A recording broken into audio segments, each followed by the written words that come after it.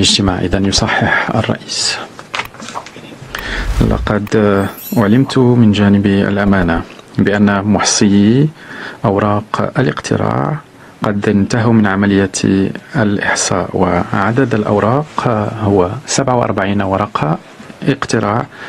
عدد الورقات غير الصالحة هو 0، وعدد ورقات الاقتراع الصالحة هو 47 ورقة اقتراع. بالنسبة للامتناعات هناك 0 امتناع. بالنسبة لعدد الأعضاء الحاضرين والذين صوتوا هو 47، والأغلبية العادية الضرورية هي 24. وعدد الأصوات المحصل عليها: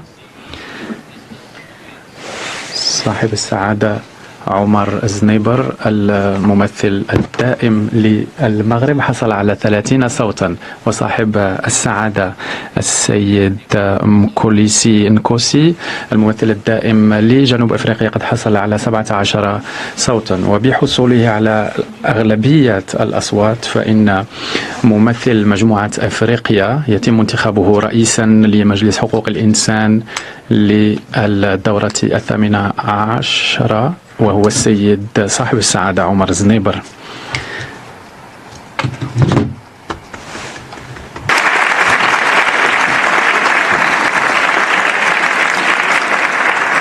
I have the honor. يشرفني الآن أن أعلن عن صاحب السعادة عمر زنيبر ممثل المغرب الدائم منتخبا بصفته رئيسا لمجلس حقوق الإنسان لسنة 2024. ويشرفني أن أدعو السيد الرئيس ليأتي هنا إلى المنصة ليدلي بكلمة. تفضل سيدي.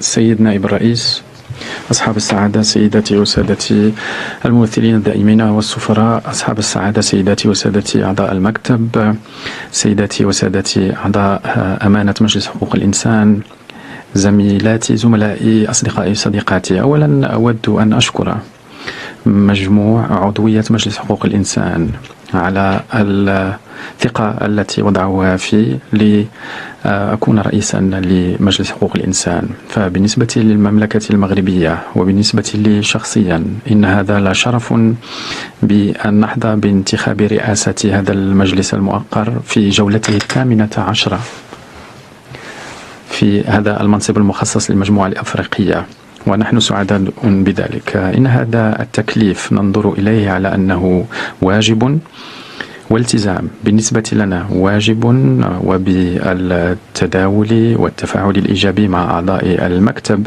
سيكون مكفولا من أجل خدمتكم والاستجابة لالتزاماتنا المشتركة والعمل الهام الذي نقوم به، ألا وهو إعلاء ودعم وتحقيق حقوق الإنسان كما هو معترف ومتعارف عليها دوليا، وباستمرارية الجهود التي بدلها سابقون. سوف نبذل الجهود بالتضافر من أجل تنظيم أعمال هذا المجلس بالطريقة الأكثر عقلانية، وأن نبحث دائما على الفعالية والانسيابية في وضع جدول أعمالنا وتنظيم اجتماعاتنا وتفاعلاتنا. في هذا الصدد فإن المكتب سوف يرفع المقترحات الضرورية من أجل مواصلة الأعمال التي ابتدأناها حول الموضوعات التي تحتاج إلى تيسير واتخاذ قرارات. كذلك فإننا نسعد بالحضور إلى جانبنا في المكتب بأصحاب السعادة سيدة هيدي شخودر فوكس المندوبة الدائمة لفنلندا، السيد فبريان غودياد الممثل الدائم لأندونيسيا، السيد داريوس تانيليوس المندوب الدائم لليثوانيا، والسيد مارسيلو سكابيني ريكاردي المندوب الدائم للباراغواي. سوف أنهض بالرئاسة بروح الانفتاح وأن أكون متوفرا دائما لكل مكونات هذا المجلس، سواء كانوا دولا أعضو أو دولا مراقبة أو مجتمعا مدنيا أو أي هيئة أخرى أممية أو طرف معني التي تلعب دورا هاما في الدفع قدما بأعمال هذا المجلس. إن عمل الرئاسة سوف يهم كذلك وبكل حياد المداولات مع رئيس المفوضية السامية في مختلف الملفات والأخذ بخبرتهم التي سوف نأخذ بها في أعمالنا. ومنذ أن تقدمنا بترشحنا لرئاسة هذا المجلس لقد عقدت اجتماعات ومداولات مع المنسقين الإقليميين عرفانا بدورهم الهام في ظل سياسة الاستماع التي ينبغي علي أن أعملها وعلى كل رئيس أن يعملها. واسمحوا لي أن أتحدث إليكم الآن باللغة الإنجليزية، فمن نافلة القول بأنني أتفهم مدى أهمية الدور والمسؤوليات المنوطة بي والتي تم انتخابي على أساسها، وسوف أبذل قصارى جهدي لأكون دائما متوفرا وأكون عاملا بروح الاستقامة والموائمة في التفاعلات والحوارات مع عقد الحوارات الضرورية من أجل التوفيق بين الرؤى والتقريب في وجهات النظر وبالتفاعل الإيجابي مع عضوية المجلس. أريد أن أقدم المقترحات من أجل الدفع قدما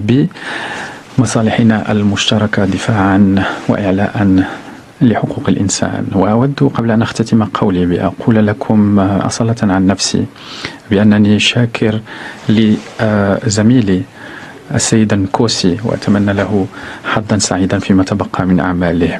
ولن أختتم قولي دون أن أعرب عن صديقي امتناني للسيدة المديرة العامة لمركز الأمم المتحدة هنا في جنيف، ونشكر كذلك طاقم الترجمة الفورية وكل العاملين في قطاع المؤتمرات الذين يصاحبوننا في سياقات وحوارات معقدة، وأدعوهم إلى مواصلة مواكبتنا من أجل إنجاح أعمالنا ومن أجل إعلاء مبدأ التعددية اللغوية. أشكركم جميعا زملائي زميلاتي أصحاب السعادة، وأشكرك سيد نائب الرئيس.